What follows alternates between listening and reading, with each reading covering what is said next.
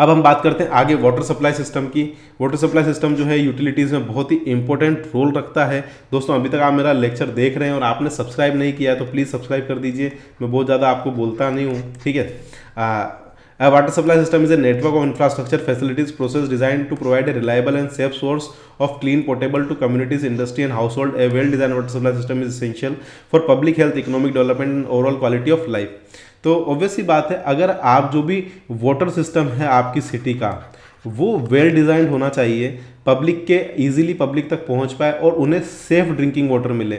ये आपकी प्रायोरिटी होनी चाहिए कि जो बेस्ट वाटर है वो आपको पब्लिक आपकी जो है वो प्रॉपर आपको मिलता रहे। Here are key components and aspects of typical water supply system। कुछ की कंपोनेंट्स है। पहला है सोर्स वाटर। सबसे पहले हम बात करते हैं सोर्स वाटर की कि पानी हमें कहाँ से लेना है। Source water is the origin of water supply. It can be obtained from various sources such as surface water, river, lakes, reservoir, ground water और desalination for coastal area. Sources water supply is critical consideration as affect treatment process. तो अब आप जो source का water ले रहे हैं, है ना, अब जो भी सोर्स का आप वाटर ले रहे हैं तो उसका ट्रीटमेंट प्रोसेस वैसे ही होता है। अगर मान लीजिए आपका एरिया जो है सी के पास में, समुद्र के पास में है, या आपके यहाँ पर कोई बड़ी रिवर है, ठीक है, या आपके यहाँ पर कोई नॉर्मल पॉन्ड है, ठीक है, आप वहाँ से वो पानी पीने योग्य पानी लेते हैं, तो आपको ये ध्यान में रखना है कि हर एक पानी का अलग ट्रीटमेंट प्रोसेस होता है। आपको वो प्रोसेस अपनाना पड़ेगा ताकि जो आपका पानी है उसकी क्वालिटी मेंटेन रहे। दूसरा, intake structure. In case of surface water sources and industry use to collect water from the source, it is often include screens and other mechanism to remove debris and large particles. तो आप क्या करते हैं कि debris और large particles को remove करने के लिए एक इनटेक स्ट्रक्चर बनाते हैं जहाँ से पानी जो है, जो सरफेस वाटर है या जो ग्राउंड वाटर है, उसे आप यूज़ कर सकते हैं। ठीक है दोस्तों, अगर आपको एनवायरनमेंट से रिलेटेड कुछ पढ़ाई करनी है और राजस्थान जूनियर एनवायरमेंटल इंजीनियर का एग्ज़ाम भी देना है, आप दे सकते हैं। तो आप मेरे चैनल पर ही एनवायरमेंटल इंजीनियर के वीडियो देख सकते हैं। ट्रीटमेंट प्लांट की बात करें, water treatment facilities are responsible for purifying and disinfecting the water to meet regulatory and health standards.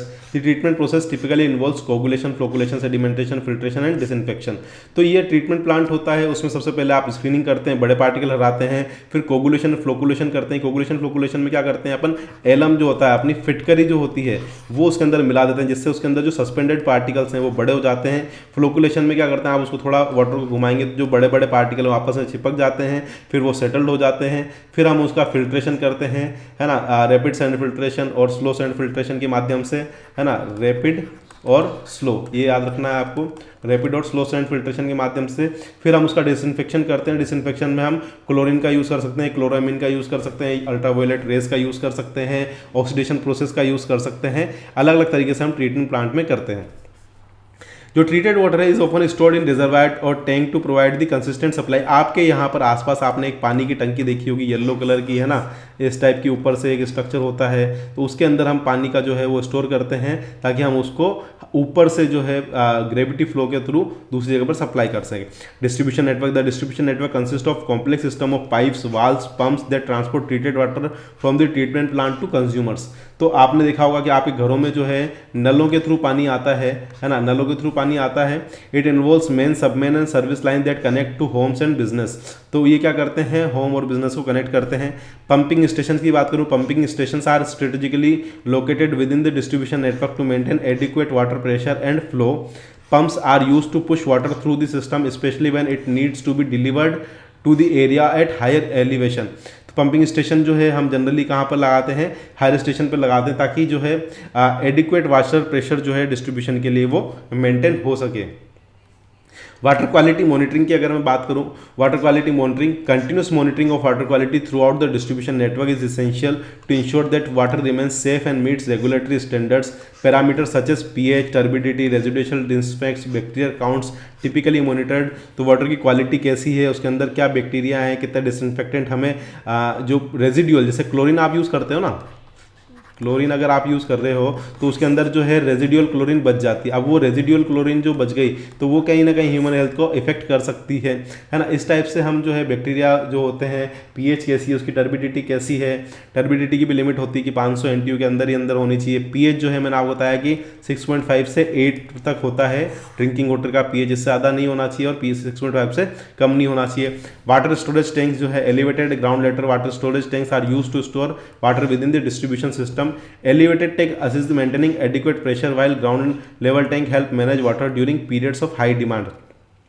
दोनों टाइप के टैंक्स आपके पास अवेलेबल होने चाहिए, जो जमीन पर हो और जो एलिवेटेड मतलब हाइट पर हो। हाइट वाट जो होते हैं वो क्या करते हैं कि ऊपर से प्रेशर देते हैं, और एक आपने देखे होंगे कम्युनिटी के कुछ वाटर सोर्सेज होते हैं, छोटे छोटे टैंक्स होते हैं एक लोकल एरिया में, ताकि वो भर देते हैं जिससे लोकल एरिया के जो लोग हैं वो पानी पी सकें छोटे एरिया पे।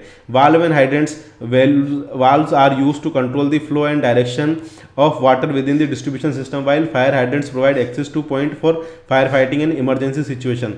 तो वाल्व्स और हाइड्रेंट्स होने चाहिए। अचानक से अगर मान लीजिए कहीं पर आग लग जाए तो उस जगह पर हाई प्रेशर वाल्व्स हमारे पास अवेलेबल होने चाहिए, जिसकी से कारण जल्दी से हम उस पानी को पहुंचाकर उस पर कंट्रोल पा सकें। Cross connection control measures are in place to prevent contamination of water supply by backflow from consumers plumbing system. This is especially important for ensuring water quality and safety।